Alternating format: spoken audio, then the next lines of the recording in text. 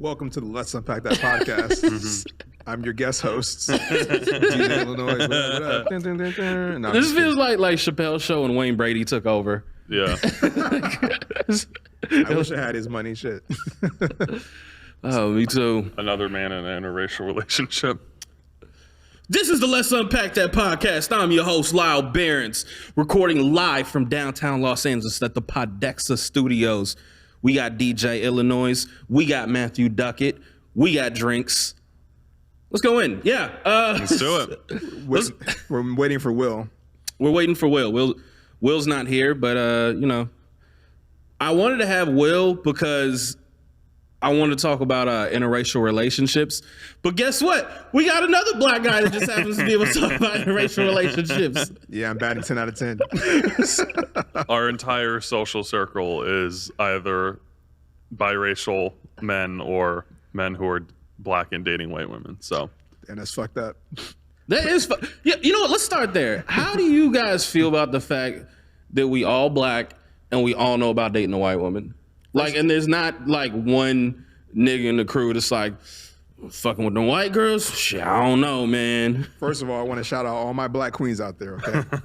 Before they come from my neck. This is not an intentional dismissing of our fellow black females. Wow. Females? Really, Matt? Females? That's what you call them? Yeah. You one of them niggas? Can we restart?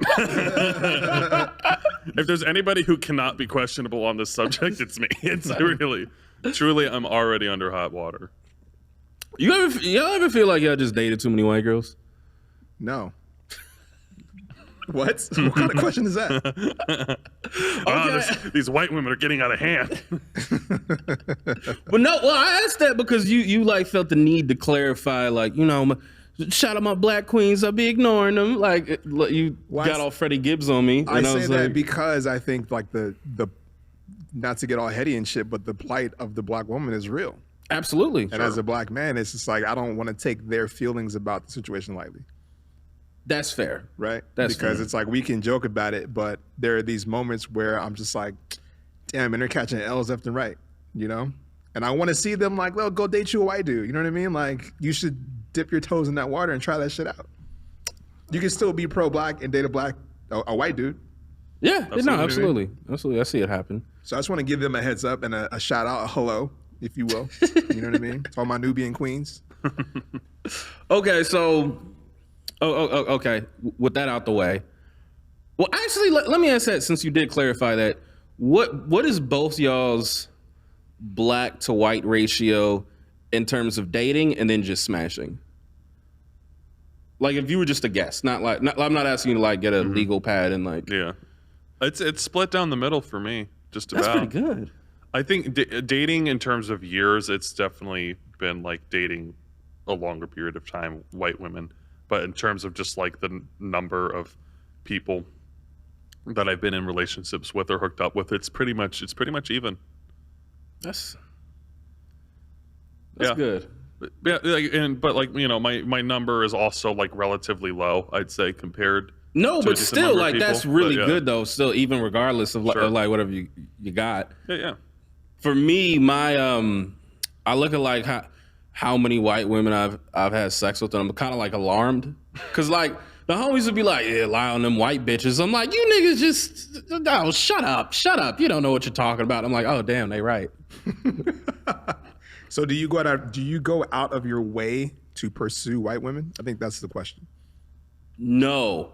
Well, I was about to say you're a lying ass piece of shit. No. Okay, here's the thing. No, I have I really like Lyall Behrens is open to all types of women, but Lyall Behrens definitely likes him a Mediterranean woman. Like I love like that kind of like dark hair, curvy.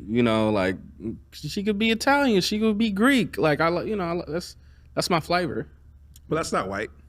It's not, but at the same time, like those girls would be like, I'm basically white. Yeah, I'm like Spanish and Italian, a little native, but I'm so fucking white. I like cheese. Do you prefer a 5 to 10% North African I do. genetic pool? If Hannibal has been there, you're into it. That is a fact. Yeah. That's where they get the ass from. Right. From the elephants they rode in on. So no, I think to answer that question, I think it's if I adjust for proximity. I think proximity is a thing. So like I did not grow up in neighborhoods where there were a majority of black women. You from the jungle, nigga. Yeah, but I didn't go to school there. I didn't work there. I didn't live there. I slept there, right? So as I got older, I think it was just a matter of what I was around. So it's definitely not even by no stretch of the imagination, but I don't have like a chart, but I think I might make one and burn it. You know what I mean? Like with ratings and shit, and then like set it on fire and never read it. With ratings? Yeah. Like, oh, that was good. I'm gonna say for me, like I think proximity comes into play a lot with just dating, period. And not really friendships, especially for a picky motherfucker like me. But because like with me, like when it comes to like hookups and stuff like that, I'm like, who is the most attractive, easygoing woman that will say yes? And for me, like, I ain't gonna lie, like I be getting a lot of women from comedy shows. Like that's like my main source of pussy income. So I'm like, it'd be a lot of white girls at comedy shows. They're like, oh, this seems fun. Like, let's go out. And it's like, you know,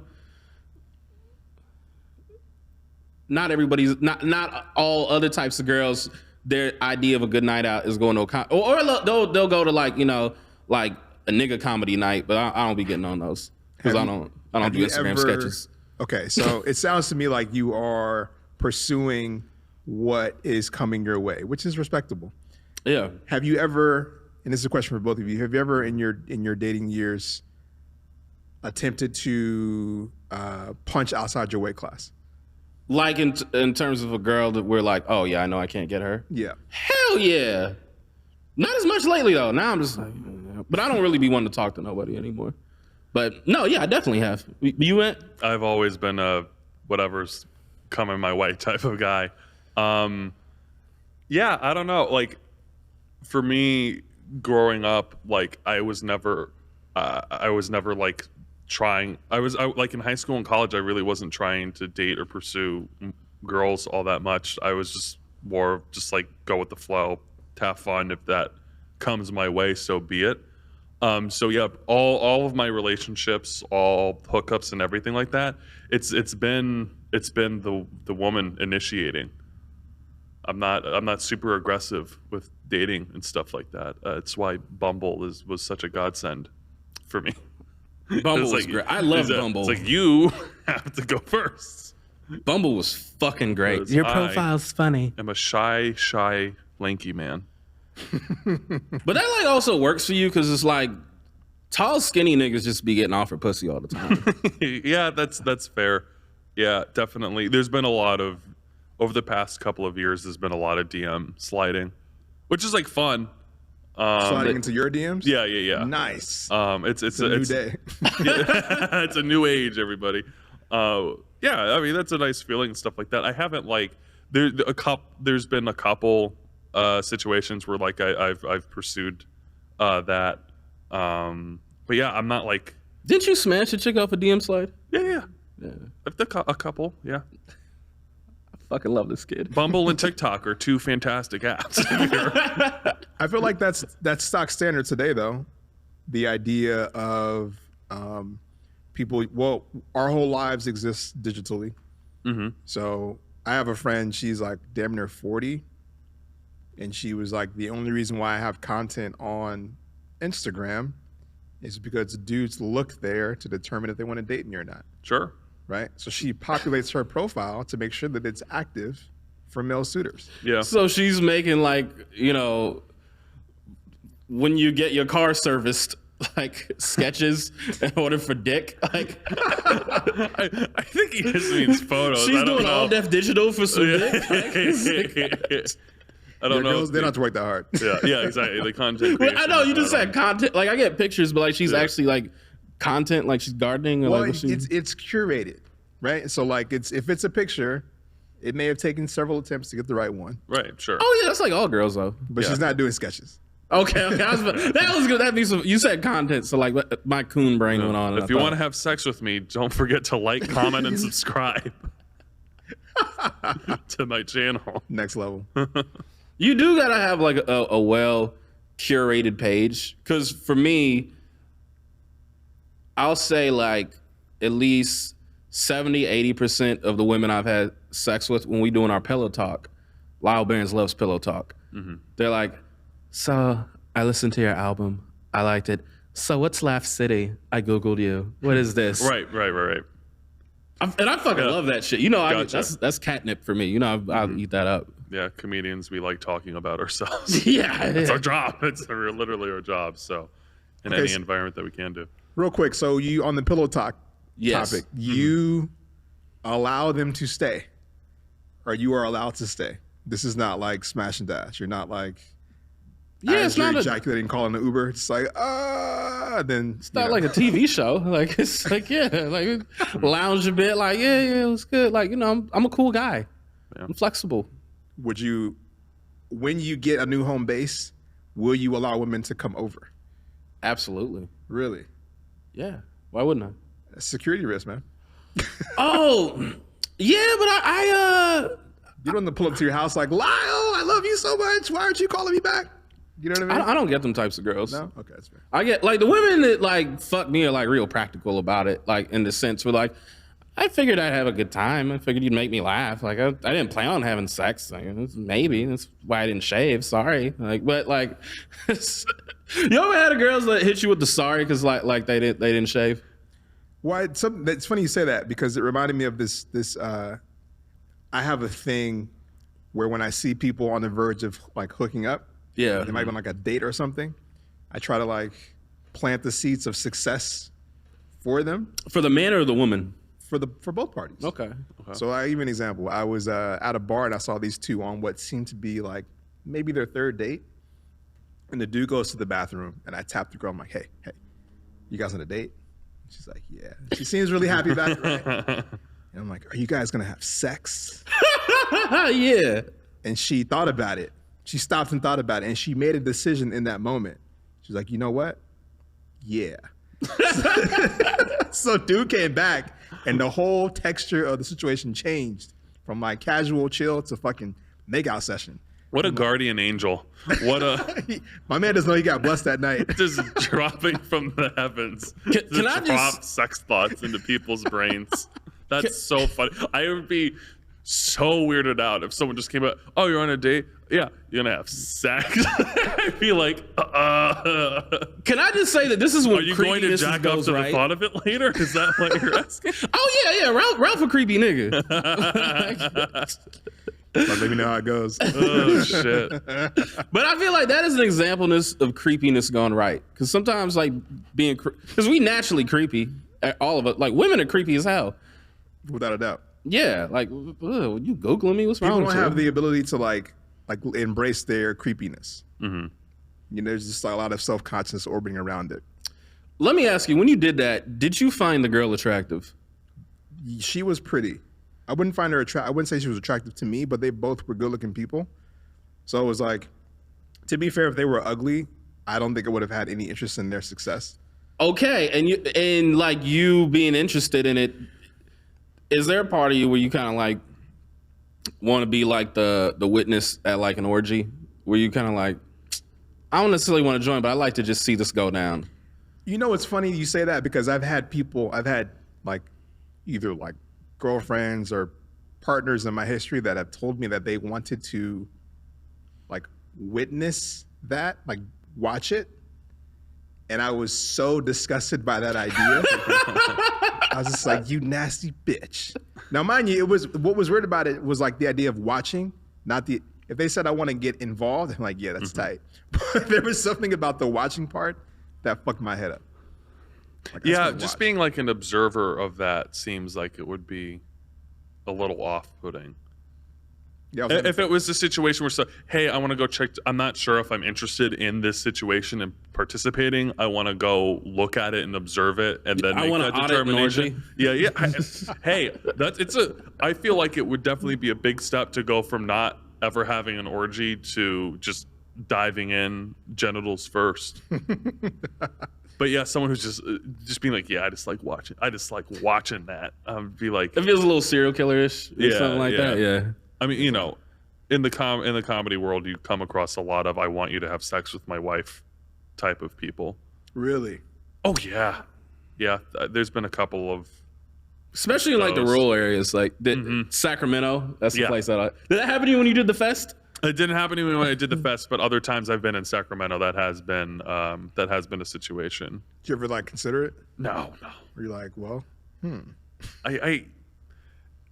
There's too much of a fear of something awry occurring. Do you see Boardwalk Empire? I haven't.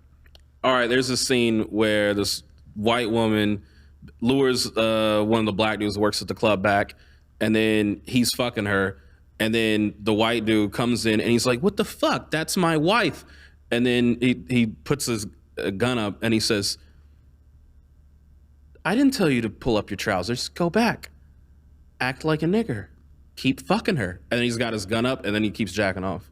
What? Yeah. Yeah, it's a weird. And I could see how like that's a fear of yours. Right. Yeah, HBO's great. Yeah, people. Mahershala Ali, Steve Buscemi. Yeah. I know who's in it. I haven't seen it. Yeah. I can't see myself ever being in a. I wouldn't want. I don't want to be observed. I don't want to be observed. It's too much of like I guess like a intimate one-on-one thing in my head. See, that's the difference between like me and Matt are like good examples of different type of species that comics can be. Cause Matt's kind of like, he looks at comedy kind of like, okay, I'm going to this door. I go in, do my job. I make my content. I get my views. I accept I'm a public figure and people are going to say mean things about me in TikTok comments and da-da-da. And then I go back and this is my personal life. Mm-hmm. Whereas somebody like me, I'm like the species of, and maybe not even comic, just entertainer, where I'm kind of like, yeah, like private life, but yeah, fuck what people think. And, I want to be the star. Like I'm, like I like viewing myself in the mirror when I have sex. You're Magic Johnson. I'm Derek Jeter. Please unpack that. Magic Johnson very much was he liked being the guy, and he liked the fact that his he seemed to revel in the idea of his profession spilling over into, I guess, like his personal endeavors. He liked that. He strikes me as the kind of guy who liked that when he was having sex, women would be like, "Oh, I'm having sex with the starting point guard for the Los Angeles." Like maybe Derek Jeter had some of that too, but he kept it to his fucking self. You know what I mean? Like the amount of like supermodel, super hot women that Derek Jeter dated, but you like never see photos of them. You know what I mean? You know, I found out he dated Vita Guerra. Really? Yeah. Yeah. It's like it's an insane list of people that he dated. When he retired, I saw Vita posted a picture on her Instagram. She was like, "I'm so proud of you and the wonderful career that you've had." And she posted like a picture of them from like 1995 of them together. I'm like, "Oh, okay. So you know when he was like young, okay. That was before like both y'all was okay." Yeah. I was like, it made me happy. Yeah, you don't mind a little bit of spillover. No. I'm a church and state kind of guy. So in interracial relationships. Oh, can I ask a question about that real quick? No, yeah, go ahead. Do you guys have any like cultural contextual information you require a white woman to consume prior to dating? You mean like media content? Yeah, you know, that's like a Roscoe's. That's more regional, but yeah, I think that's a great question because I do think when you do especially if you're white, like I feel like you need to know what type of nigga you getting, first of all. And I feel like you need to have like a good understanding of like the different ways that black men can be, like aesthetically and culturally. Because it's like I think like where white women get fucked up, and this probably happened to an extent in my last relationship, I'll definitely say, is you just like, oh my God, it's a nigger, he's so cool. Oh yeah. Damn, with the hard R. I mean, that's kind of like how they feel about it, you know? Okay, continue, please. You know, it's like, oh my God, this African American, this is great. Like, you think they say an African American in their head? No, it's saying Nick. So I feel like, because it's like so a white woman could come in and just thinking like, oh, or not even a white woman, but somebody that just didn't grow up around black people. Is like you think like, oh, it's gonna be cool and basketball and hip hop and he's gonna be like Stringer Bell, and then it turns out it's like, nah, man, it's like we got Cedric the Entertainer type black, we got Kamel Bell type black, we got fucking, you know, Jadakiss type black. Like we come in a lot of different, you know, different levels of black, and I think that's like one thing that they gotta understand. But then to your point about like me and stuff like that, I think it's really important that the woman have had some black friends before dating. And not just the woman. I think anybody, if you're going to do interracial dating, I think you need to have friends of that race that you dated so you kind of understand some things culturally. You're not going to understand everything. Yeah. But it's like, it's good to like have the Mexican home because it's like, no, man, but they get like that though. You know, like they can tell you like, no, those Mexican bitches be crap. No, I told you. That's why I like white bitches. But it's like, and it's good like that you had that sort of like context with it. Yeah, no, I definitely agree. Having some cultural foundation of a person. It's very difficult to be romantically involved with somebody and also catch them up to speed with everything. Yeah. Like, obviously, there's going to be nuances. Like you said, every person is different. And you know, black dudes, I mean, we all come in different fucking forms. So it's much easier when you're just showing them what type of black man you are as opposed to just the general theory of black men as a whole, you know? The theory of the black man. Yeah. Just read Between the World and Me and you'll be, and that'll be a start, you know? To answer your question though about content media, I go by like a certain, like, what year was she born? So from like these young bitches, they don't like watching no TV. They don't watch no movie. Like it's or just young kids, period. Like they weird. But I'm gonna say like you born in 83, I'm born in 90, you born in 94. I would say like a woman born in between that time. I'm like, all right, like I need you to have seen like. Okay, here's the thing. A broad palette, like I need you to have seen a Spike Lee movie. So like, hey, look, we can be auteurs and have something to say and all that. Like see a Spike Lee movie, see like a Barry Jenkins joint. But then at the same time, like, no, you need to see some nigga shit. Like you need to watch Barbershop too, and like also understand like the coonery too, and that like you can appreciate like us cooning over here, and then you can appreciate like when we have something like deep to say. So it's like I would say when you're used to like again like just like all the different ways black people can be. But if there's one thing I would say, just for me personally, it really helps if a girl knows some Jay-Z. Like, just because that's my favorite. And it's like, that also shapes, like, like, Hov and Pac, like, really did shape. And tell me if you think there's a thing. Do you think there's a thing, like, because, like, that was a time when, like, rappers were, like, our big brothers. Do you guys think there's a certain type of guy that really gravitates towards Hov and want to gravitate towards Pac? Because I feel like that's, like, a thing. Well, of course. Yeah, for sure. Yeah. 100%. I think it's just, and it's also generational, right? Because I think I did not grow up with Tupac, right? That was not what was popping when I was going through my adolescence. So I think this generation before me, and there is stuff coming after me that I'm just like, oh shit. So I remember Vince Staples talking about how 50 Cent was his guy. That was my age bracket for sure. Right. Same. So if you were to look at the young kids, maybe it's Pop Smoke. Right. So that might be their hero. Right. I don't know, but I'm just listening to the music. I'm thinking like, damn, if I was in high school right now, this might be my dude. I might have this thing on my wall just like as my big bro or having that aura of just like, you know, hip hop magistry. In middle school, my brother and I, during recess, we used to rap 50 Cent songs to all the white kids we went to school with because their parents wouldn't let them buy the 50 Cent songs. So we had to, let us know. We need to know. And so we were just like 12 years old, just awfully rapping 50 Cent songs to these little white kids. You know I got the money, nigga.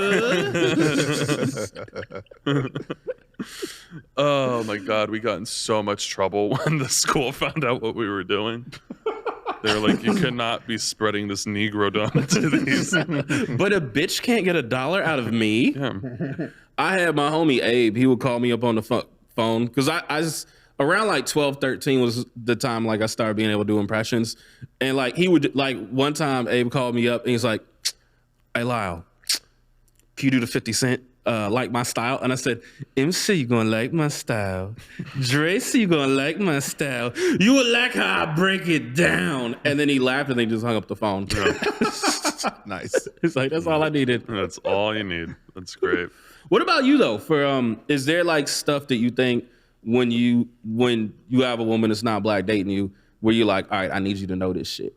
So with my girl, the answer was absolutely. And I think it was just like, honestly though, it was one part like just enjoying showing people shit, and me being like a purveyor, not Safari armchair purveyor of culture. Okay. Which is like, oh, what do y'all do?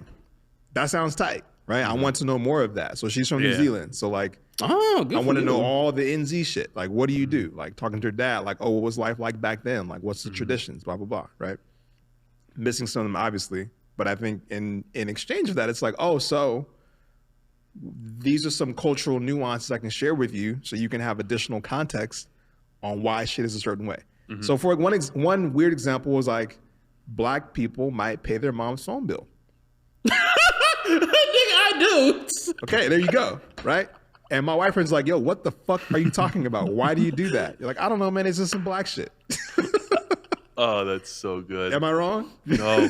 You are not wrong at all. Not Yeah, I at pay my all. mom's phone bill too. Straight up. So of all things, you're like, all right, I'm gonna get the phone bill, right? You may not have the cheese to pay everything.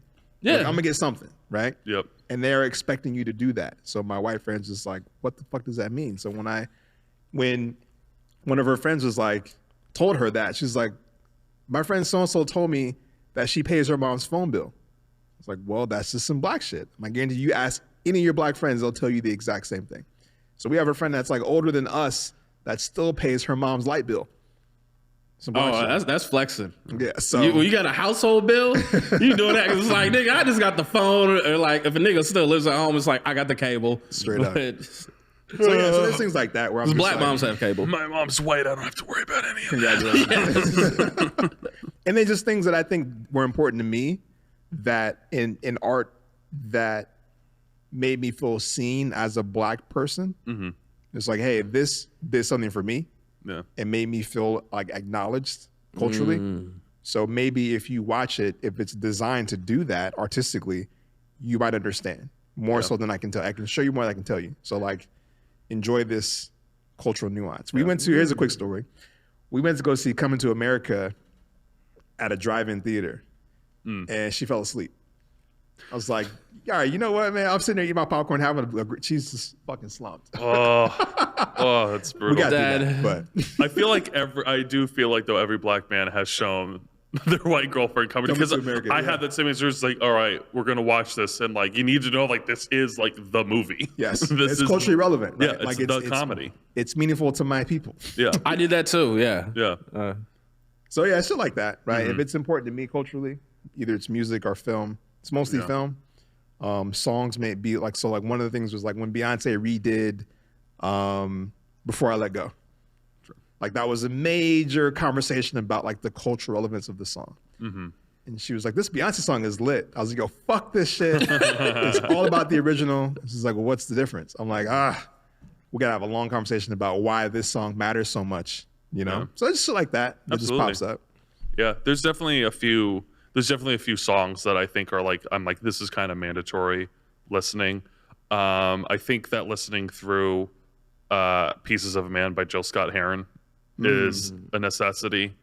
For me, The Message and Fight the Power are like the two songs where I'm like, you need to listen to this and understand the context and the meaning and the angst and the pain that these songs emanate from. And like, obviously, like I'm not Chuck D my fucking self with my background, Right. but so even for my learning as someone with a white parent, those were so necessary for my dad to show me how like the importance of, I guess, Black culture and like what it is to like be a Black man, that I'm like, all right, I need you to, then that knowledge I also transfer over, I guess. That's real. Yeah. Yeah, I'm gonna say for me, it's definitely James Brown. It's a man's world, so these bitches know their place. You know what I'm saying?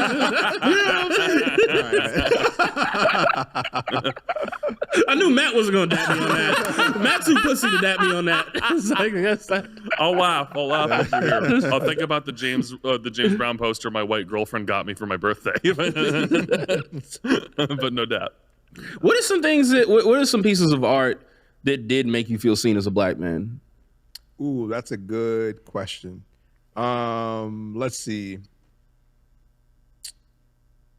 It's weird. Okay, so I'll start contemporary. So I think a lot of Nipsey Hussle stuff Yeah. was meaningful enough lyrically, maybe not sonically, but lyrically. I'm like, he's capturing a lot of what it means to me. Yeah, sonically, I don't think he got it until Victory Lap. Yeah, it took some time. Yeah. But lyrically, I'm like, anyone could just kind of like read this stuff on paper and capture some of the importance of it, right? Yeah. So there was that. And I think there's some songs that may just pop up on my radar that may find me, where I'm like, oh shit, this shit's wild. Yeah. Let me go find these lyrics and just go share this shit. Yeah. Some of it too, though, was like the music my mom listened to, oddly enough. Like Anita Baker, like pulling that shit up, right? Cleaning the house. 100%. So I remember playing that shit at the house when I'm cleaning up. My girl came home like, oh, what is this romantic music? Are you setting a mood? I was like, yeah. I was just having the nostalgic moment, but she didn't know what it was and was just like, this sounds good. This sounds like love, right? Mm-hmm. And I would share those lyrics with her like, yo, this is meaningful. This represents how I'm feeling, right? But just to answer your question about like what pieces of content made me feel seen as a Black man, most def, Black on both sides. Okay. Oh yeah. Without a doubt. I remember after the fucking like what I call the great race awakening of 2020 with all the protests and shit. Yeah. And internet activism. Yes. Yeah. My boy, Danny, shout out to Danny, my partner in the podcasting business. He Shout out, posted, Danny. so Danny is Latino, and he took to heart this idea of like, I'm going to elevate Black voices. So I'm going to use my little audience to share things that are Black, right? That were meaningful to him. So one of them was like one of the Black Star lyrics about like, what is a Black Star, right? And most stuff breaking down what it meant to be a Black man. And I was just like, I was like, yo, put that shit on. It hit different than when I first heard it, right? So like seeing it now, I'm like, this literally encapsulates my experience as a Black man. That whole album is about being a Black male, more or less, right? And I didn't really get that when I first heard it. I got on the surface, but as I got older, I'm like, yo, this is it, right? Breaking that shit down, I'm like, this is what it means to be a Black man. So white women, if you want to do your homework, dating a Black dude, listen to Mos Def. Yeah, I really think that Mos Def is probably, not so much as like, oh, it personally impacted me, but just like on an objective level, it's like, yeah, Mos Def was really, in terms of like, I guess the modern hip hop era, the one who really kind of nailed things on the head for what it was to be just like a Black male going into the new millennia.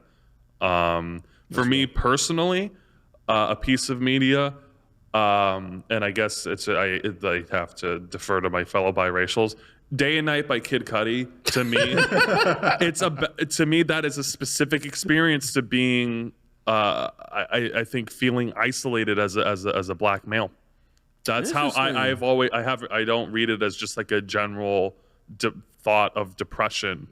I see it specifically through the lens of being black. So when I was in 9th grade and that song came out, like I was going into 10th grade actually, and I just moved across the country.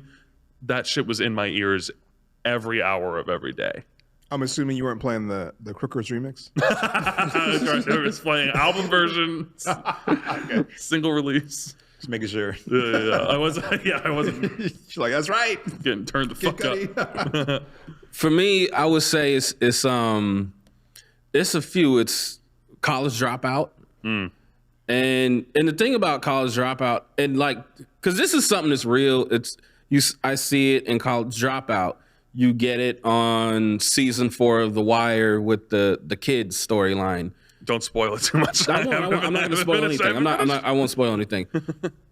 But this sort of thing where, because I think there is this thing when like you a black kid growing up, you feel like you have a lot of judges.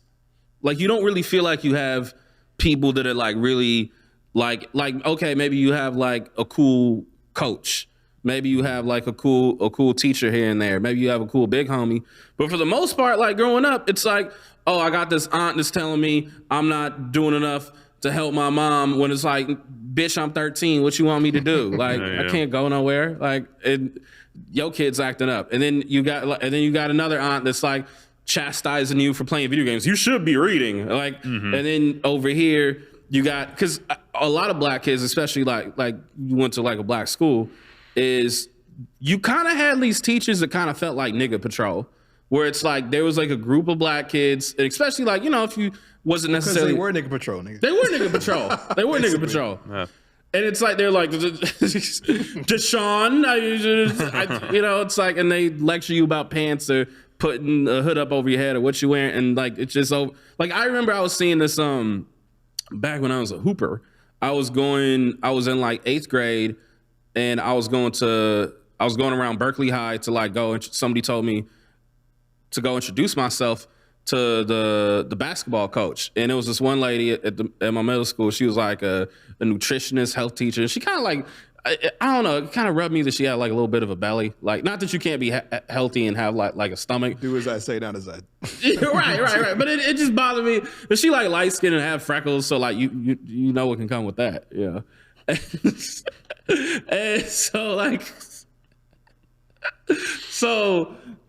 I hate how true that is. Yeah. So the coach at the time of the Berkeley High team, like I guess he franchised own one, like a Top Dog or like a hot dog spot. So I was told like go meet him at the hot dog restaurant. And I'm walking there, and she's like, I was like, yeah, I'm looking for the hot. And this is like before like GPS on the phones and everything. This is like 2004.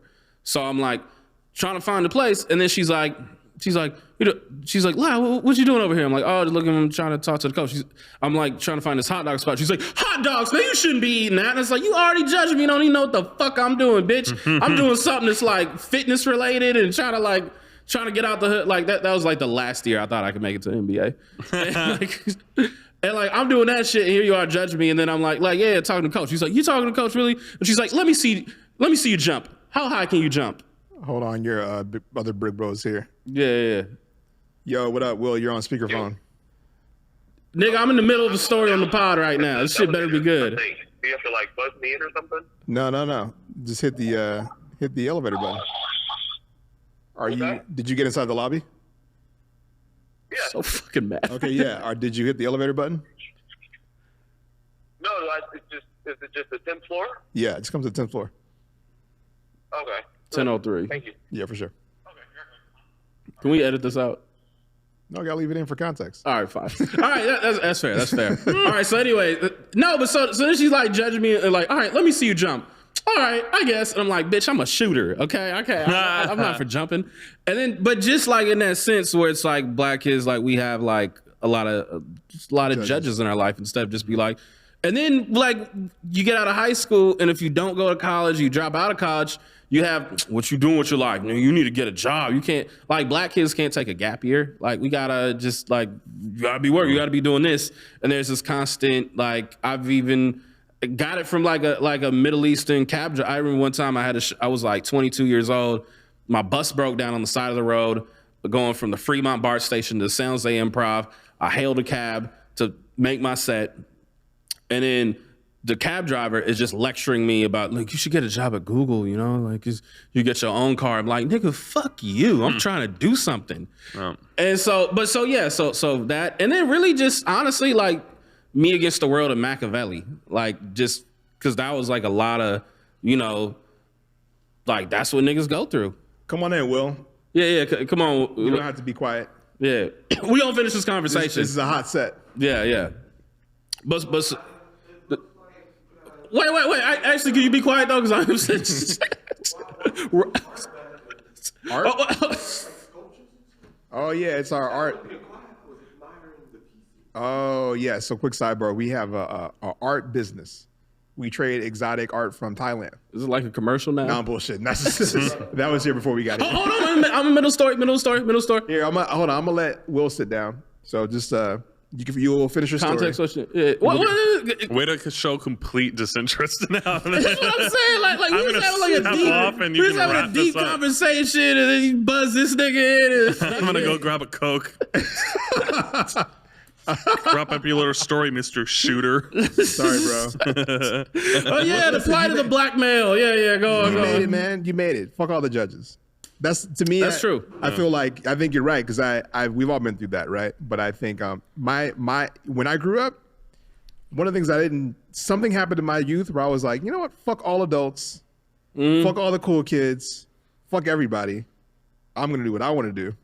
Right. So it was just like something happened where I just was just like that fuse blew out when I was like 16.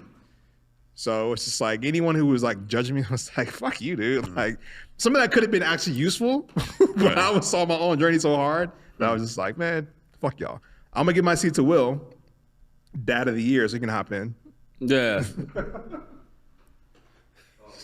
Yo, and let me just say, Will, come on. You think we trying to do things for the people. But yeah. Have a seat, sir. Pour you some bourbon that Matt brought. But let me just say, like, this right here is why niggas don't open up and share their feelings. Because I realize it's content, but I'm saying like some deep shit. And then Ralph is like, oh, we sell art. Not really, nigga. And it's like, man, I'm saying some deep shit about art that like affected me. And this nigga just gonna brush me off. Like, yo, fuck you, Ella, for that, first off. And second of all, and that's why niggas don't go to therapy. How you doing, Will? Good? Great. So anyway, so that's why. Welcome to the show. Happy to be here. Yeah, get the mic right. Fashionably late as usual. No.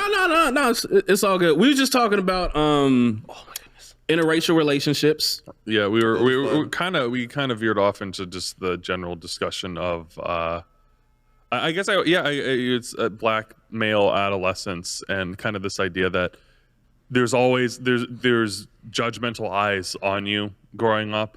There's an expectation to be better than everybody else, which is unwarranted for sure.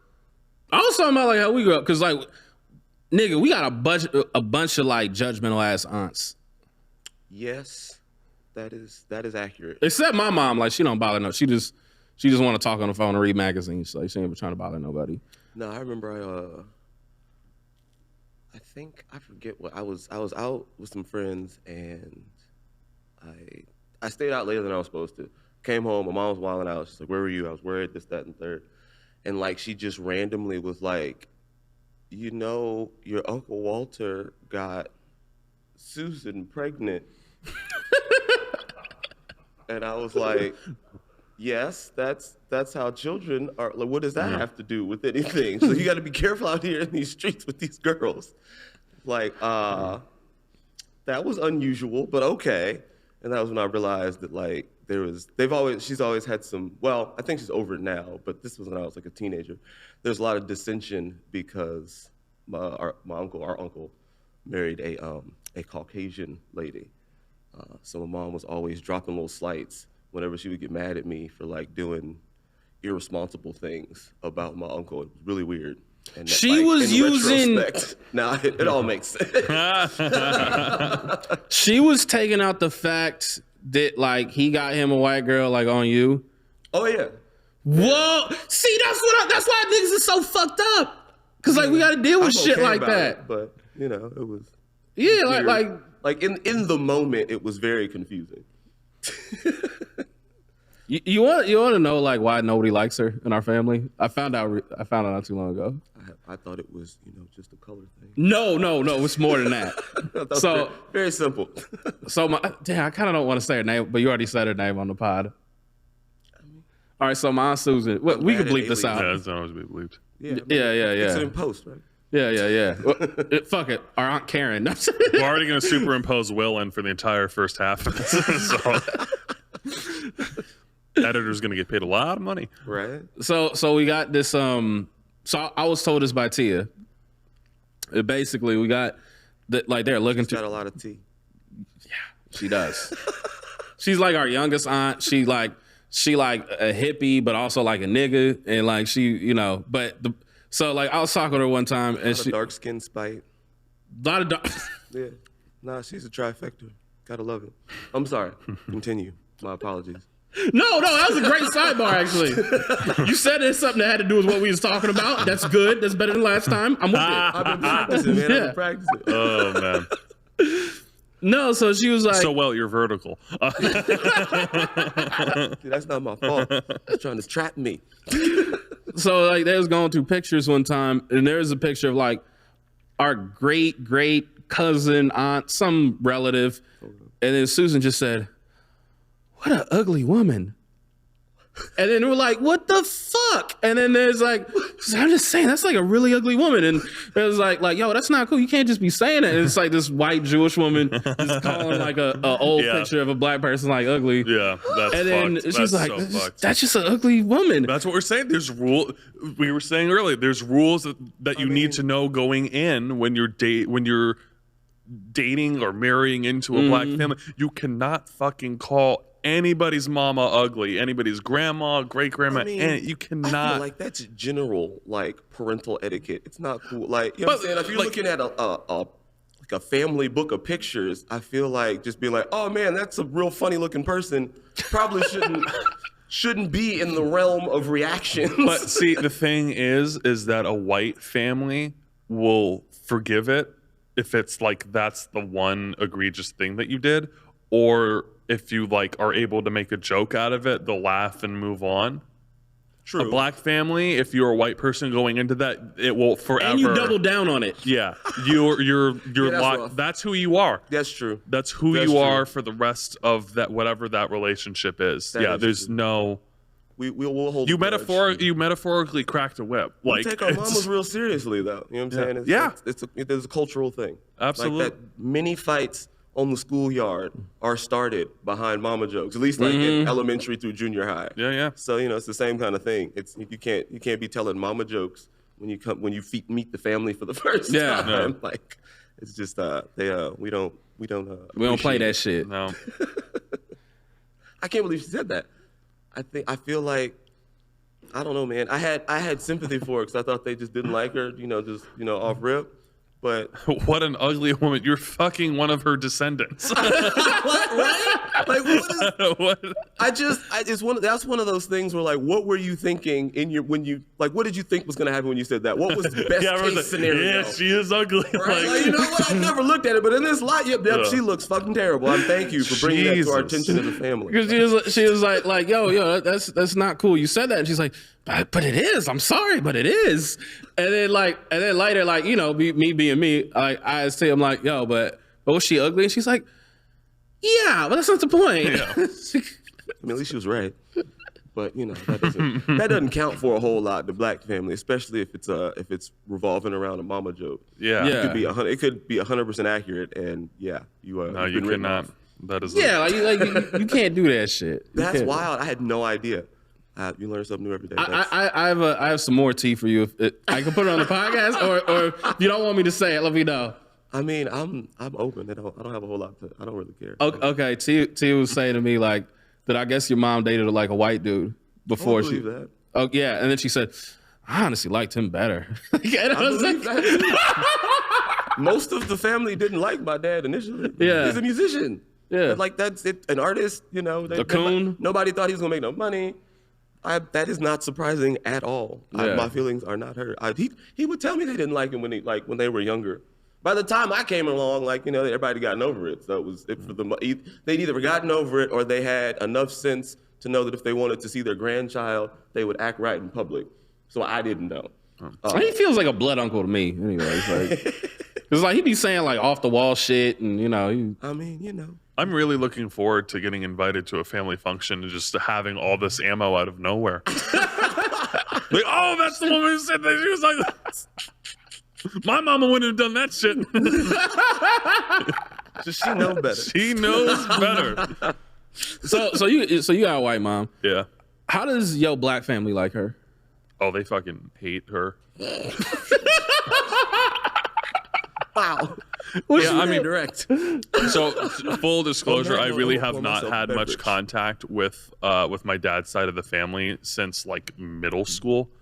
I'd say just like internal disputes and shit. You know, because my dad grew up in North Philly and is like the one dude to like make it out. You know what I mean? And so there's resentment. He ain't paying no phone bills, is what you saying? Exactly. Yeah, no. He did not cover his mom's phone bill at all. But yeah, I mean, like I heard the stories, and that was also part of the fracturing is that they just really never got over the fact that my dad was married to a white woman. White she-devil. That literally, my grandma would call my mom that. Is it wrong that like I don't feel sympathy though? I'm just kind of like racial insult. Yeah, I know. Anytime your mom was called something the same name of a character in Undercover Brother, it's exactly. Yeah. It's a weird feeling. It's like, well, you laugh at it and you're like, wait a minute. It's like I'm insulted and amused all at the Yeah, same right. Yeah. what is it? I met your grandma, right? She like half Japanese. That's not my grandma. Oh, is that That's my other mixed friend's mom. Oh, my bad. That's my friend Darren's mom. That's right. That happens all the time though. So I have a buddy Darren. His dad's black. His mom is half black and half Japanese, and they live in Oakland. So they always come to my shows when I'm in Oakland because they like comedy and they like me, so they like coming out. And so every single time after a show, they're like, "Oh, are those your parents?" And like, do you see how dark those two are? These people are. I am not computable in that algorithm. I am not mathematically possible from those two. According to the color spectrum, Yeah. it is literally impossible for me. Let's take these two paint colors and mix them together. My bad. No, that's so funny. Yeah, it happens. It happens all the time. You're not the first, and you will not be the last. If Ron and Linda pop up to a show again, shout outs. That's really funny. Yeah, no. My dad's mom passed when I was in like 8th or 9th grade, something like that. Yeah. And my dad's dad died when he was like 13, so I never met my grandpa on my dad's side, George. Yeah. I feel like what you could have used was like a Drake experience, because it's like when you biracial. Drake experience. What? We could all use a Drake experience. Oh, definitely. Have a few more of these and we'll be there. He's living his best life. No, Angels but Envy, official pre-fame Drake bourbon experience in the sense where That's different. where Drake is like this biracial kid from Canada, but then he's got like all these like country ass black cousins. Cause like, Drake will go over there and be like, nah, wear your hat like this, nigga. No, don't say it like that. And then he'd be like, oh, am I doing it right? And like, they probably didn't get 106 in Park in Canada at the time. Like they probably like taught him how to like Harlem Shake and all types of shit. Why do you think I'm on this podcast? I know, like this is I need lessons. Help me. Cultural immersion program. Matt gonna come home to his white girlfriend making casserole. And he gonna be like sticking his finger in his mouth when he eating shit. Yeah, this is the Lost Negro Diversity Initiative. This is my Make-A-Wish, you guys. since you're here, we asked Ralph this, and I don't want to spend too much time on this just because, like, you know, retread. But I'm curious to get this from you. So we're talking about interracial relationships. For you, what is important that, like, what's criteria that, like, you want a white woman or a woman that's not black to already know when dating you? Like about me specifically? No, or about black the culture. So you don't have to like explain shit. I mean, I guess I don't expect a lot. I just feel like they need to understand that, like, you know, being a black man in America is difficult. Like they have to understand and accept the racial disparity and the fact that we're gonna catch looks when we go places. That kind of stuff. Like they don't need to know black history. Like I'm not gonna ask them to quote the "I Have a Dream" speech or, you know, what did they say right before they shot Malcolm X or anything like that. But you need to know how to move. You know Langston Hughes, bitch? Right, you don't Okay, need you to and know. someone doesn't know Langston Hughes. I mean, that just means they're uncultured. That's not even a racial thing. I like that. You might be illiterate. That's a whole nother problem. But August Wilson fences, motherfucker. Like, come on. You know James Baldwin? no, I just need them to be, you know, socially aware so we can go places and they're not like surprised or caught off guard if we're placed in a situation like that. You know, random black trivia, unless we go on Negro Jeopardy, is not useful to me. Just, you know, I'm never gonna quiz her on that. I don't really care. If she wants to educate herself, that's great. But I'm more concerned about the here and now, like just be able to move in the same circles that I move in comfortably. I don't want to have to like explain to you, I don't know, how like me and my friends like how me and you talk. Yeah. To not be like, you know, what do you guys say? What does that mean? Or, you know, I just be normal. There's also something to be said for like over exposure or intelligence. That too, right? Because like, then you I don't teeter fuck into a with point that. where they think that they know Right. more than they do, Yeah, and then it's like, all right, you need to like, yeah, I don't want slow Becky down with here. the cowrie shells and the Yeah, kente yeah. cloth. Like, Exactly, hold on yeah. a second. I like my white people Let's all white. stay true to ourselves. it's like I'm not wearing a dashiki, so you are not wearing a dashiki. Exactly. I feel like the extreme version of that, though, is like you get like these like, especially with like the thicker white girls. So it's like they be like, all right, I'm not losing this weight, so I'm just dating niggas for the rest of my life and some Mexicans. I mean, that's what I feel like. Unless they're only surrounded by white people, the thicker that they are, the more like a culture experience is going to be forced upon them if they go out and about, right? Like, because that's what niggas like in general. So she's going to get approached, and after a while, you pick up some things. Like, it's very rarely you find a thick white girl that doesn't, you know how to handle herself around a few niggas. That's a fact. I want to ask both of you this question. Have y'all ever had, in your times dating white women, or women that ain't black, because women that ain't black or white that date black guys can be some of the worst. Have y'all ever had in an interracial dating relationship situation, they say something or do something in a fight and you go, ooh, so that's how that's a little racist. Your privilege, your whiteness is showing right now. Have you ever had that? I'm not trying to ask you what's the most racist shit Katie ever did towards you. I was gonna say I'm not trying to ask you that, but I'm like, it's a good question. All the interracial situations I've never dated anybody bright white or like that would get mad and you know be racist. Also, I did enough fuck shit in my youth for them to have ammo that's more relevant than just like, you know, just some random racial slur. It was usually, you know, oh yeah, I mean, it's not gonna be a slur. I caught you with such and such. But there's like implied shit. Yes. You know what I mean? Where there's like subtext. Yeah, I had an ex-girlfriend yell/talk down at me at Thanksgiving in front of my brother, and I was like, like, first off, just even in this dynamic, you can't talk down to me in that specific kind of way, like that, like I speak when spoken to was basically like the affect that was given off. Wow. With the spat. I was like, you can't talk in front of my brother like you're a white lady in front of your white mom who's gonna back you up no matter what. So like you can't Was this Thanksgiving at her house?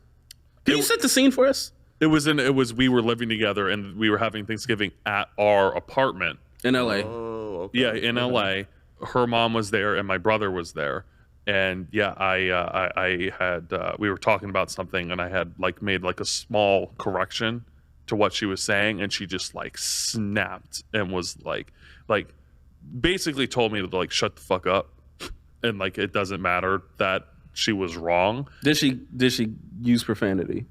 No. Okay. Profanity wasn't used, but it was one of those situations where it was definitely like, oh, she felt like she got too comfortable. She got too comfortable. And so like she said what she said and a couple minutes later I was like, I need to, and it said it basically in a way of like, yeah, motherfucker, you're in my apartment, when it's like, yo, we're splitting the rent. You know what I mean? Like it just felt like a you're lucky to be in this conversation type of thing. And I pulled her aside. I was like, you can't talk to me like that in front of like my family members or it's like, you know, because it's or like, even your family members. Yeah, it's like, you know, I would never dream to talk to somebody in front of their mom in a way that made them feel lesser than, you know what I mean? Right. So it's like, you know, it's like my brother's there and it's like, yeah, you know, yeah, it's not my mom, but it's like, yo, like you can't be talking down to black dudes like they don't, like what they're saying doesn't matter in their own home. Right.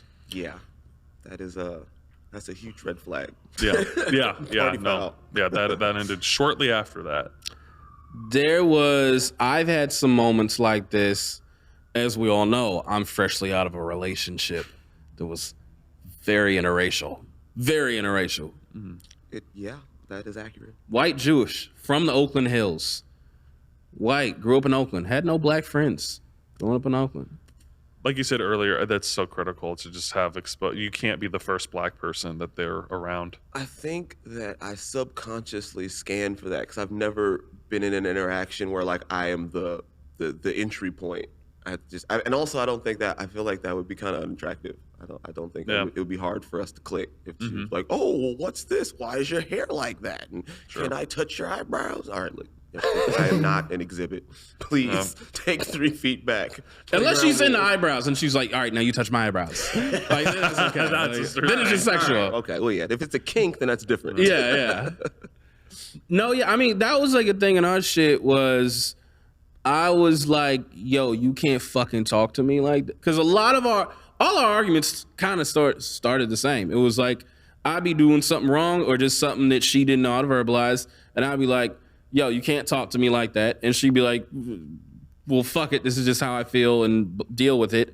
And the arguments normally escalated because I would double down. I'm like, oh, you think you could talk to a nigga that way? Bitch, let me tell you, I'm going to talk to you. You know, y'all can tell I said bitch just by how comfortably I punctuated that.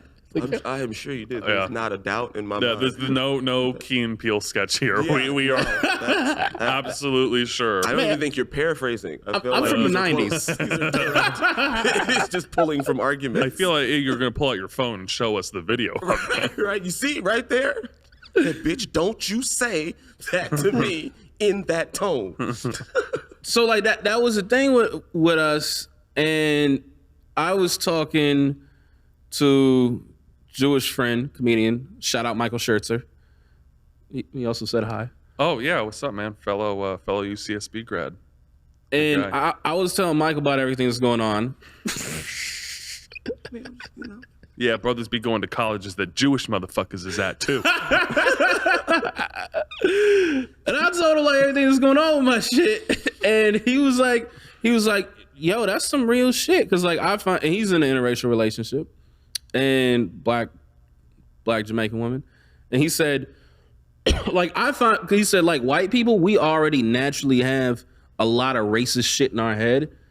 Even us Jews, And we have to do a lot of fucking mental gymnastics. So like I'll say something to her in a certain tone. I'm like, yo, this is coming from a place that isn't good. And like I talk to my therapist and I do work on my blah, blah, blah. Good guy. My point being though, I think that that happened to you, that happened to me. I guess it didn't happen to you, but like I said, I got lucky, I guess. I don't know. yeah, you had other white girl. You had banana cream pie. Yeah, she was crazy for different reasons. Like, and most of our fights were revolved around insecurities and infidelity. So there was just not a lot of, and she knew I was smarter than her. So like, she couldn't talk down to me if she wanted to. So she just stuck to accusing me of random things. And that's how most of my relationships went. Like, I think it didn't come up because I was usually in some kind of other trouble, and like they just, I don't know how to nicely say, like they were not equipped to engage in a battle of wits. So like they weren't gonna, try to, there was no subtext, there were no sneak disses, like that was, they weren't there yet. Note to the editor for that part that Will was just talking about, can you just slowly fade in that picture of Malcolm X where he's like this while Will is doing that monologue? I don't know. I'm trying to be polite. And then it can morph into Dr. Umar. God. Not Dr. Umar. I'll take Malcolm. Right? Dr. Umar building fake schools. So that's the thing. And then because I do think like when interracial relationships end, especially if it's just a black man and somebody else, she can get like ugly. Yeah. That is a fact. Because then it's like, all right, well, I don't have to have respect for you. No, I'm sorry. Go. No, I'm go ahead, please. No. I was just curious what you had to say. I have seen a lot of my friends end up in like peculiar, unnecessary legal situations as a result of relationships not working out, like interracial relationships not working out. I guess one of the benefits of dating locally is, we just break up. They might, put your car all flat to bust out your windows, but there are no restraining orders. Her sister's more likely to fight you than she is to, call the police. So there is that. And they do the bullshit and then file a restraining order so it's on record. Yeah, that's how they do. They know the system well. I know. It's designed for them. I was gonna say it was built for them, so they don't even have to know it well. They sort of pick up the phone. Yeah, they'll figure it out for them. Yeah, there's a hotline that we don't know the number to. I feel like if they just pick up the phone and say, "Help," somebody, Becky, hello? Are you there? Are you all right? Are you safe? Is there someone with you? It's like how like we all got like our iPhones and like we know like we'll be like, I've been thinking about like going to Vegas, and then all of a sudden vacation rentals just pop up on like the ads. It's like that. I hate that shit. I'm thinking about breaking up with my black boyfriend. Hey. Have you considered Match.com? Yeah, like it's there. Like, It is, they're unrelenting with those ads. I've succumbed to a few of them in my Instagram feed. I've bought some random stuff. Here's an interesting question. Has there ever been a period in your life where you have thought, I'm only going to date black women? No. Was that too quick? In my life. No. When we first were talking about interracial relationships, I remember I was in junior high. I don't even know why, but I think I was arguing with some girl or something, and I vividly remember her like pointing at me and going, "You're gonna marry a white girl." And I was my knee-jerk reaction was, "No, I'm not."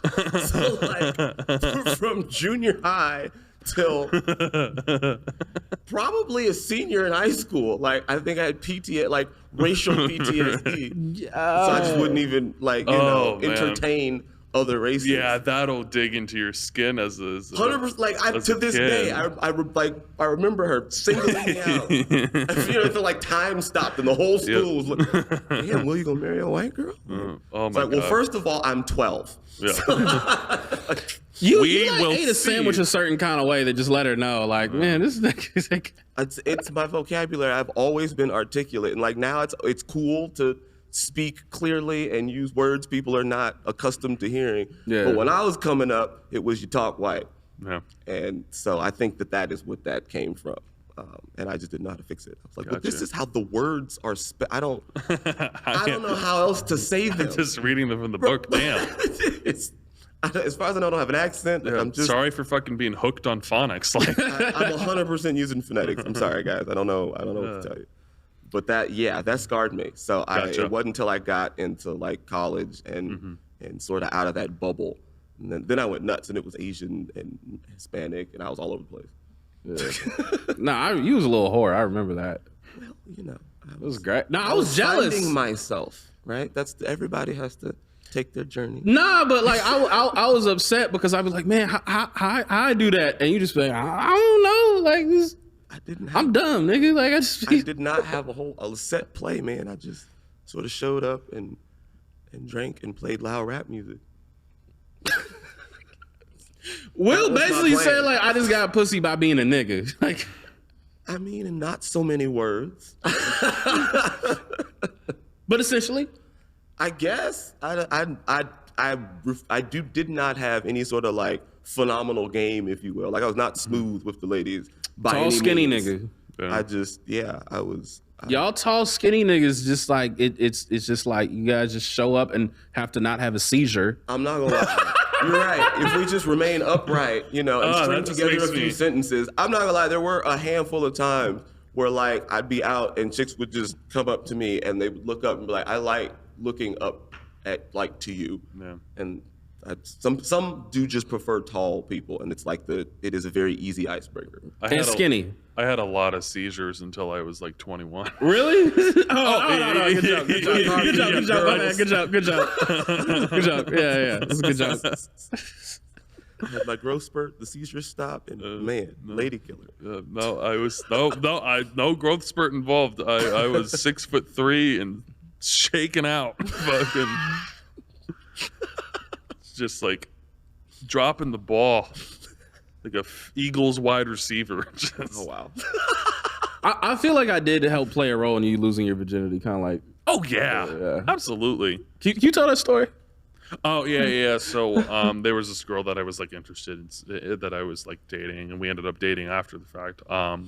But like You ended Lyall. up dating after you lost your virginity to said girl? No, this is the girl I lost my virginity to. Oh, okay. But yeah, I was like 20. I hadn't lost my virginity. Hadn't kissed a girl up to that point. And yeah, so I was doing a spot on Lyall's show in Oakland, and Lyall was like, "Oh," she was like, "This girl's in Berkeley, right?" And I was like, "Yeah." And she was like, "All right, invite her to the Late Show.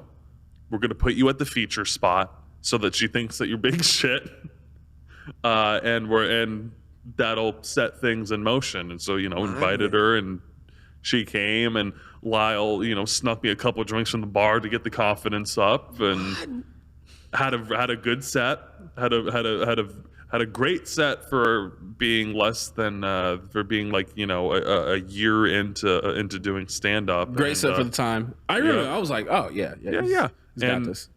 that night, first kiss, and a couple days later. Nice. I gave Well them some played, fruity shit, too. gentlemen. That's Yeah. both of you guys. Cheers to that. Right? Everybody did their job. Well done, fellas. Yep. I feel like Drake. Yeah, I lead the league in scoring, dog. But look at my assist. Yeah. Hey!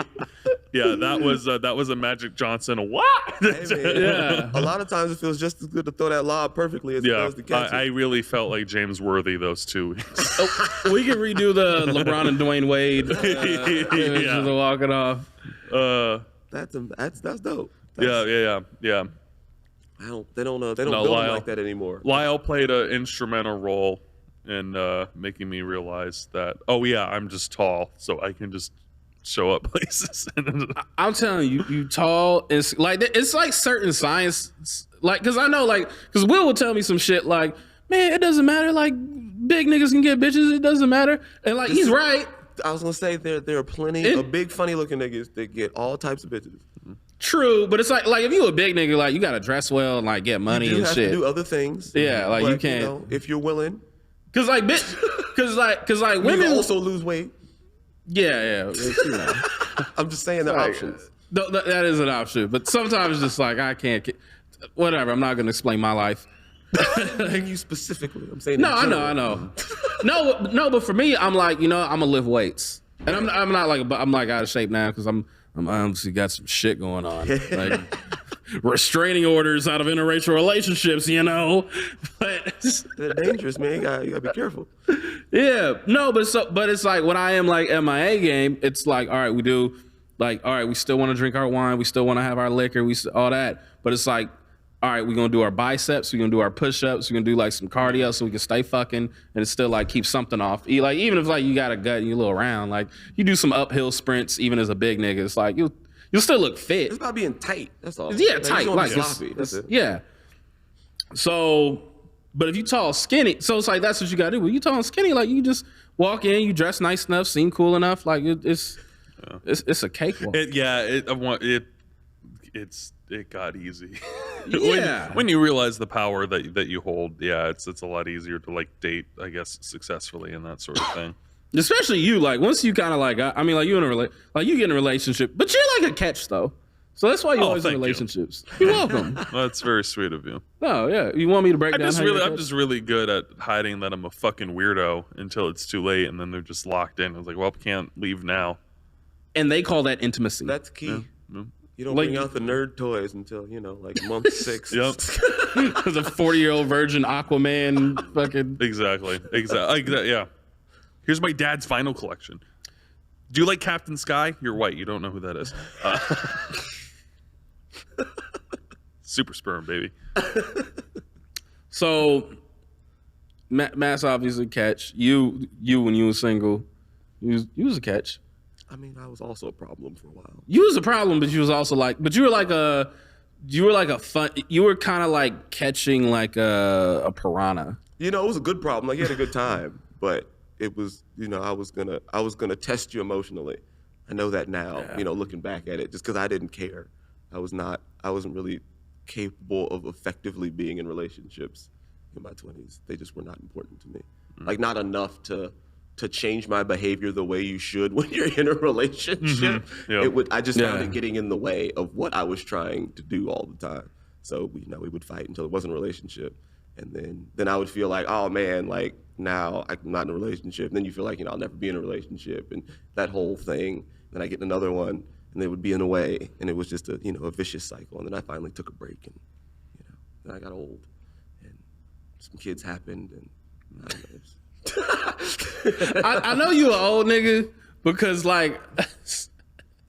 Will like he'll like say a thing and then he'll like bring it all back to where he's at now. That's when you officially an old black man. Like, you gotta complete I went to the war, You gotta and then after complete the that, track. like that's kids, taxes, death, marriage. How are you you? have to explain Built this porch and that one. yeah. And you have to explain the sitting lack on it of ever since. productivity, right? Like, so you're real interesting, and then it sort of drops off, and you have to explain it, and that's when you circle back to the kids. No, There's a I big appreciate gap. you, old black man. I love it. I love it, bro. But I'm old black man. It is. I know, yeah. I don't present that way. I love you, but nigga. old as fuck out here in the Yeah. streets. Did you go to were you at Funkin' at the Greek a couple weeks ago? When I'm not that old. No, I was not Well, then you're not that old. Then you're not that old. Yeah, Because I was there and everyone was that old. What? I was there with my white girlfriend and everyone was like, how the fuck did these two find out about this? Yeah, no. If I do make it out, then I'm going out to somewhere I'm not supposed to be, where people think that I'm younger than I am. I like All right, that. for one night I'm out, I'm gonna act a fool, and then I'm gonna go back to my dad cave. There you go. Let's do that tonight, by the way. I mean, I'm down. Yeah. There's no reason, to go out and hang out with the same, group of soccer moms and desk dads that I see every day. Like if I manage to escape the bubble, balls to the wall. Yeah. There's like a real horny ass soccer mom that like I met via Will, and like she horny as hell. I could tell. Like I didn't know she wanted to fuck you or me, but like I was kind I of. sincerely hope it's not me if she lives on my street. I was putting Don't want that problem. I was putting some vibes out too. I was like, I can tell you're Jewish. She's like, oh yeah, how can you tell? I'm like, yeah, I'll be doing this. She's like, oh yeah, that's true. And I'm like, yeah, okay. Like we're on the same page, And like, I was like, hey man, you're more than welcome. That creates no problems for me. I say enjoy yourself. Go. She's for single, right? Yeah. Ain't it hilarious that I'm like trying to fuck his neighbor? Like that, like I met like during the summer. Would we expect anything I was else? gonna say. Okay, all right. My bad. In no way surprised. That's why I'm saying go for it. Yeah. Yeah, it's I mean it wholeheartedly, man. If that's why we love you. She's giving you rhythm. Go ahead and play that song. It's all right. Feel the rhythm, feel the rhyme. Get on up. It's soccer mom time. Oh man, those soccer moms. I coached the game this morning. Hence the raspiness of the voice. I was just yelling, follow the ball for an hour straight. Screaming at these little white children running around. Pretty much. Yeah. I am the sole black, and like the coordinator of AYSO is this like older black gentleman, bald dude that I feel like immediately starts sweating as soon as he hits the field, because every time I see him, he is drenched and looks like he's overworked. There's something to be said about I ain't got no hair to cover the sweat. Yeah, the sweat of an older black man is unparalleled. It is. That's why at comedy shows, brothers gotta have towels on stage. There's just a flip that switches when you turn like 35, 36, where it just starts coming down. That's a fact. That's because that's from stand up to battle rap to everything. Bringing the towel on the stage. Say it again, Ice. Hold on 1 second. I got to towel off real quick.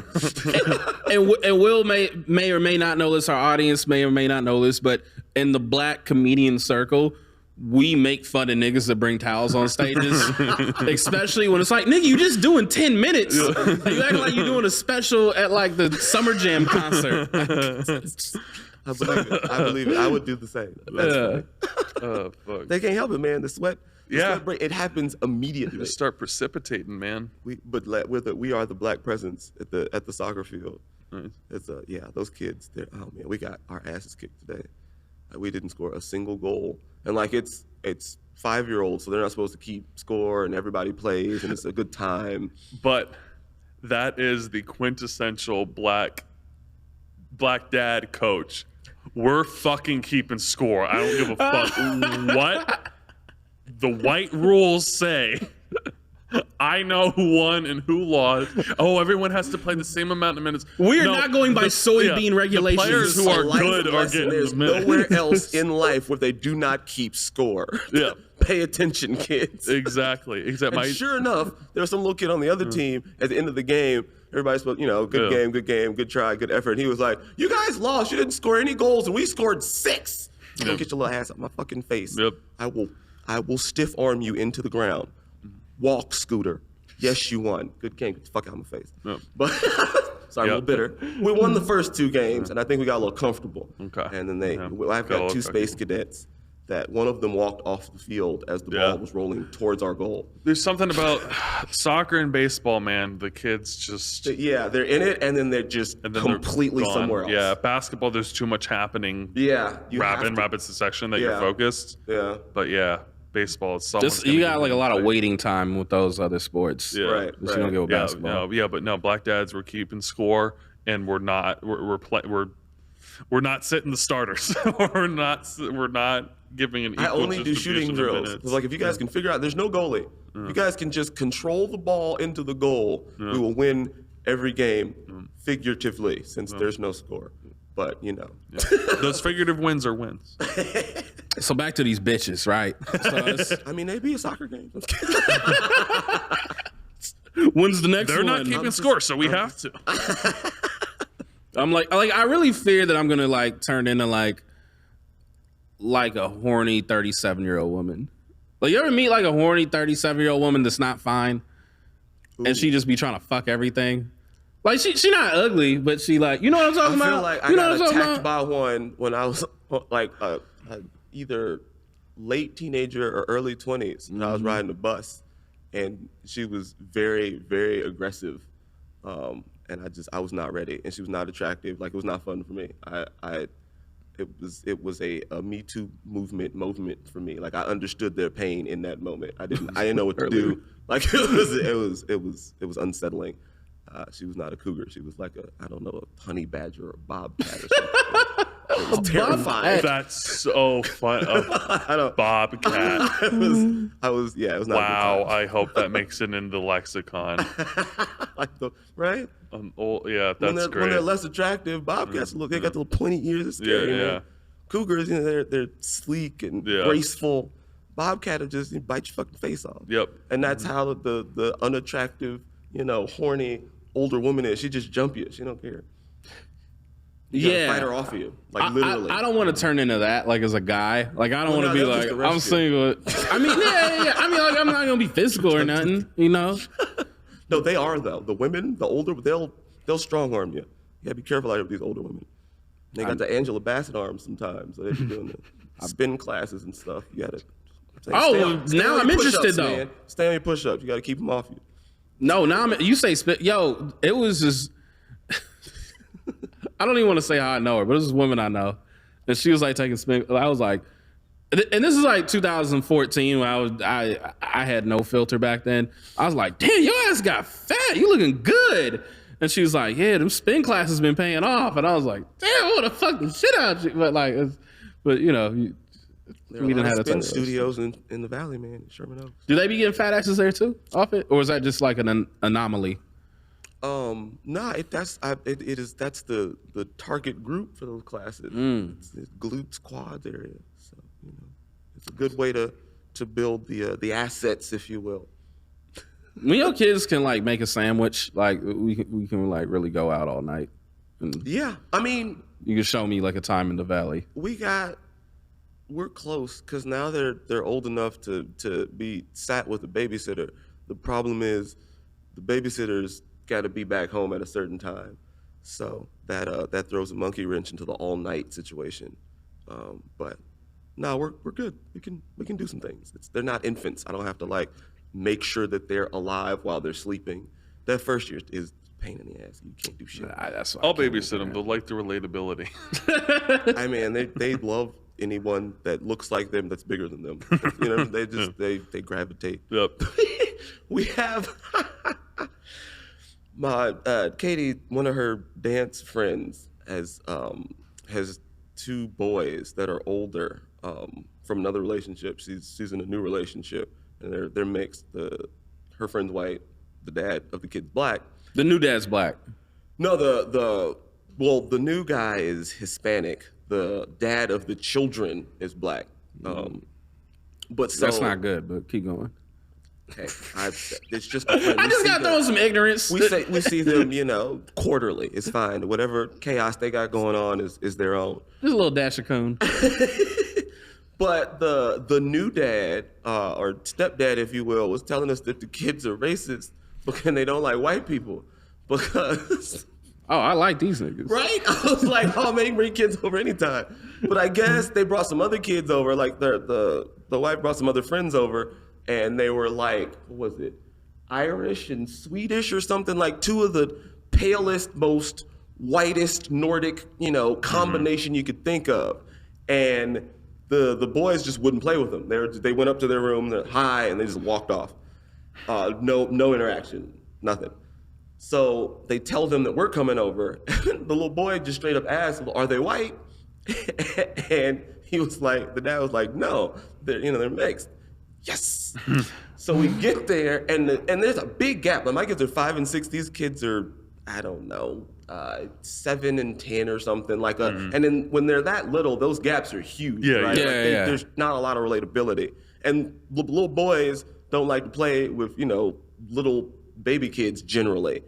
And you would think that they were all the same age. They had them in the room. They were playing with action figures. They were jumping off of bunk beds. Like they were 100% interacting. And the new dad just kept saying how I'm convinced my children are racist because they will not play with the white kids. Well, are they his children though? No. Technically, yeah. No. It's kind of like what Devanji does, where Devanji be acting like he raised that kid. Devanji ain't raised that kid. One of them he did because Okay. The older one though was who he was when he got there, but the other one was like 3 or 4. So that's a lot. No, that's right. That I'll give him that. But the other one, My homie Blake, you know Blake. Blake be like he dating a girl with a kid, and he's like, yeah, take it. I'm like, nigga, you ain't paying doctor bills. Shut the fuck up. Like, yeah. He's like, I take care of him. I take him to school. I'm like, oh, nigga. Like you just Like, staying at the house.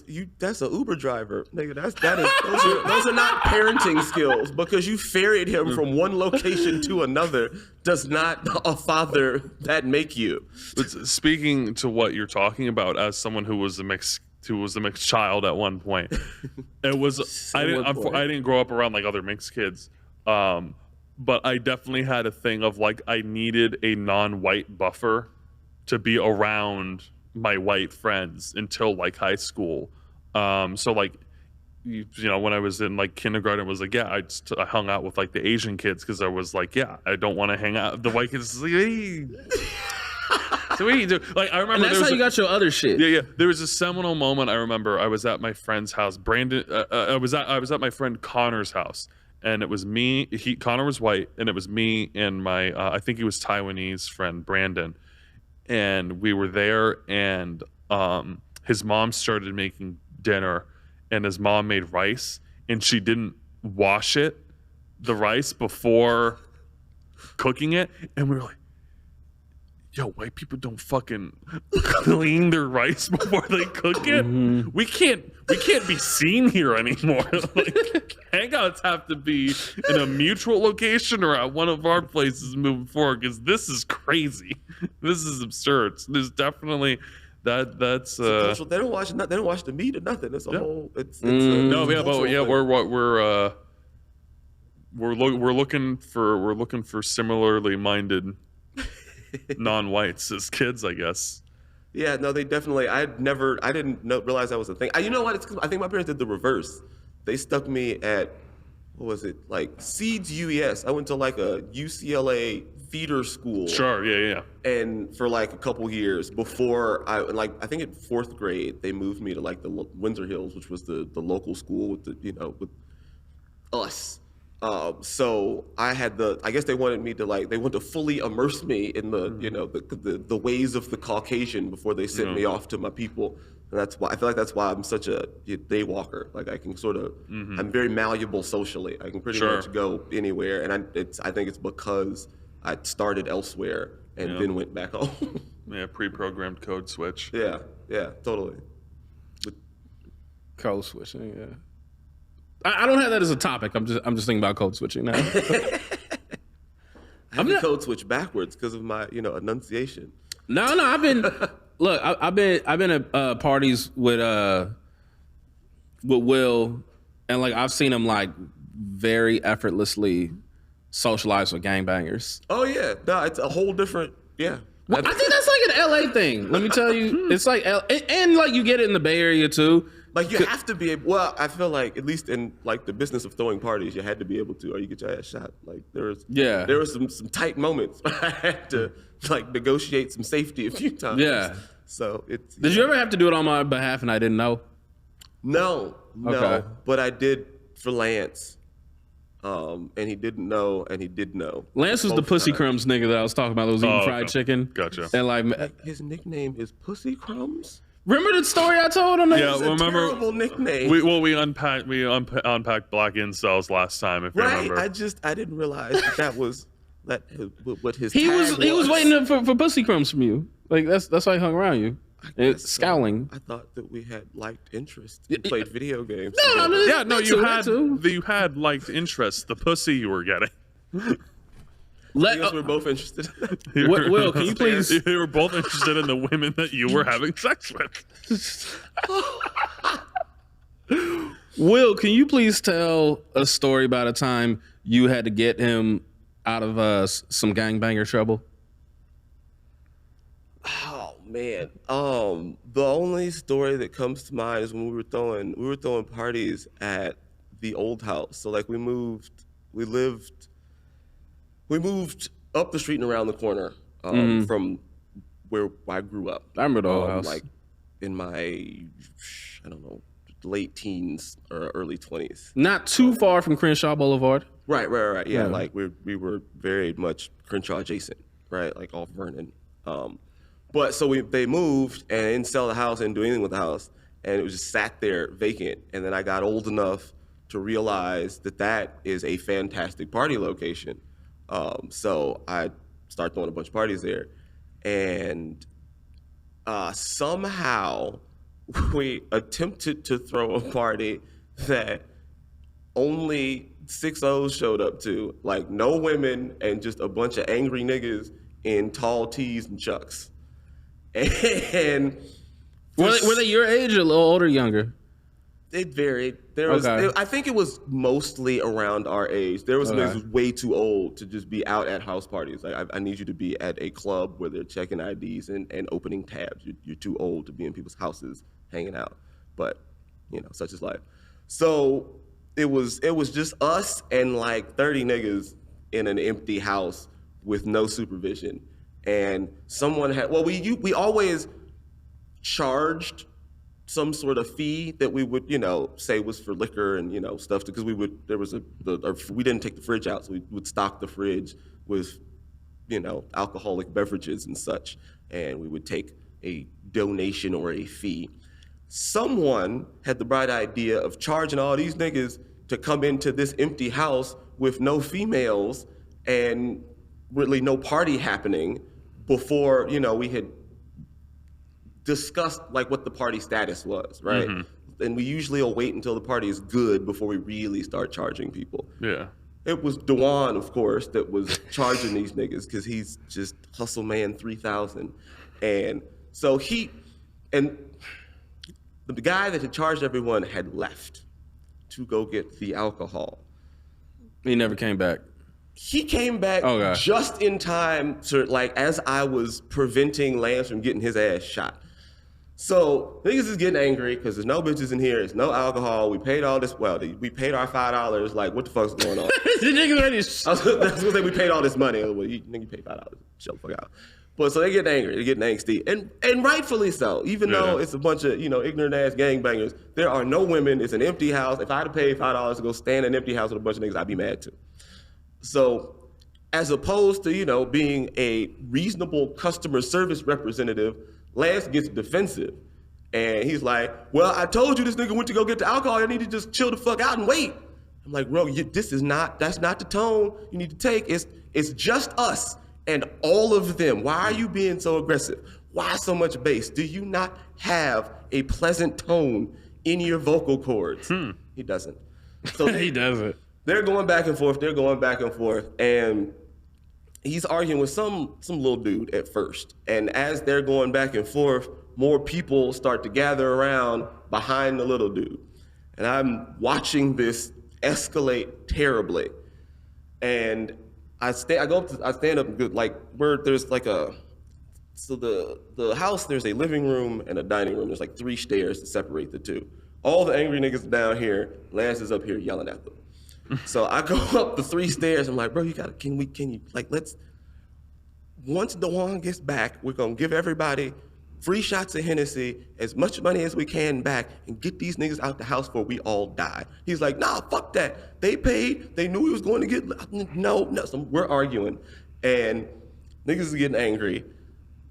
The dude that he is arguing with leans over and says something, and I look over and I see a handle to a pistol, like, in his jeans. Like, all right, this has to stop. So I walk Lance out the house. I'm like, dude, you gotta go. And I proceed to walk back. You know, I can talk to them. Like, look, I get it. Ain't nobody here. We're gonna refund you. And once old boy gets back with the liquor, you know, we'll all drink and laugh about this. Everybody chill out. Well, man, I was a little upset. The party didn't go the way we wanted it to. My apologies, let's just chill. And, you know, I was able to walk it back down. It was just because he was meeting their energy with the same energy, not realizing that this is not the moment for that. And that was just who he was. Like, he did that everywhere we went. Yeah, and the stakes are different in his mind versus these other dudes' mind. Right. Yeah. And he doesn't realize that. But that was the one time he came back to me and was like, thank you, because I guess he saw too, and I guess he got nervous, and he only has 1 gear, so he got afraid and just kept going up. And so, like, a few days later, he was like, bro, you saved my life. Like, I didn't know. I thought I was gonna have to fight the whole room. It was like, I'm not about to. I was in there with you, and I was not about to fight 30 people. Like, if there was a way not to fight 30 niggas, I'm gonna find it. Yeah. I'm not that person. Like, I've never been a tough guy, so you're fine. So if removing him from the situation was the solution, because he was the problem, as he usually was, unfortunately. He's better now, but he He didn't have soft skills. I guess it was it was pussy crumb bitterness. Like it wasn't working the way he thought it was, and so he was just angry all the time that even if I wasn't talking to such and such, they wouldn't talk to him either. And that he just it wasn't funny because if he was funny, he could have like flipped some if he was funny. Oh yeah, for sure. Because there were plenty of moments where there were gaps for jokes, and he would just choose violence every time. I choose violence. All right, Lance. Well, and it really limited our social options because I got specifically asked not to bring him places all the time, and then he would ask me, "Did they tell you not to bring me?" Oh, man, Jesus! If you know that that's a thing that's happening, right? Like I'm on the phone, like you can come, just don't bring. You can bring anybody, just don't bring Lance. Yeah, he's standing over me, like, did they tell you not to bring me? And I'm just like, I'm gonna just go to sleep. I don't want to do anything now. You guys have made it totally not fun for me at all because I don't know what to tell anybody. It was anyway. Pussy crumbs are not where it's at, guys. That's the moral of that story. Do not be pussy crumb, man. Nobody wants crumbs. Crumbs are for vermin, rats, and roaches and shit. You know. As we close this out, speaking of that, on this note, closing it out, I want to ask you guys real quick: who is the most problematic person in your life? Were you just like, oh, that nigga, but I fuck with them? Like. I don't have one currently. I feel like Dewan probably all time he got me into the most. He Jamaican, right? Somewhere in there, yeah. Yeah. Them, I think so. Them like little Caribbean niggas. Oof. He was a wild one. I'm too much of a recluse to like have people in my social circle that would. I've never had a friend put me in peril.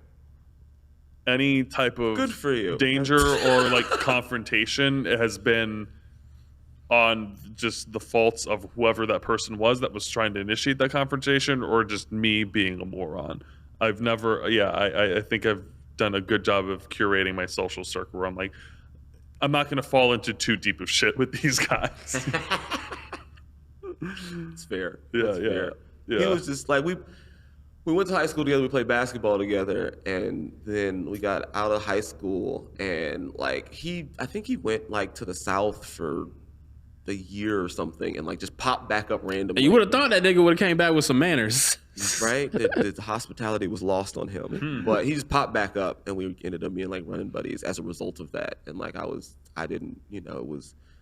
fresh out of high school, like in college, but locally, you're still sort of a victim of proximity. So like I was just like, well, I know you, so I guess we'll just continue to be friends. Sure. And that event, like he kept putting me in situations that I would rather not be in. And eventually, I was just like, I'm done. In college, I had some friends that were in I had a couple friends that were in the Republicans Club, and those guys got me into some situations for sure of like. Hey, come to this. We're hanging out of this thing. I was like, you didn't tell me you were protesting. Now I'm the black guy at the Republican Club event. Oh no, Larry Eller on that ass. Yeah, exactly. I'm like, oh god, someone's gonna egg me in a gorilla mask. Like, goddamn. Yikes. Yeah, I would say those were, but not involved in those types of situations now. But yeah, there were definitely some house predators. I was like, oh no, sorry, I'm not actually with them. Will, Matt, thank you very much for coming on. Yeah, thanks for having me, man. Happy to be here. It's always a pleasure. You guys are amazing. Good times. This has been the Let's Unpack That podcast. I've been your host, Lyall Behrens. Thank you very much. Will, thank you. Matt Duckett, thank you. DJ Illinois. We'll see you again. It's been real. Don't trust white women. Drink more water. Oh, cool. All right.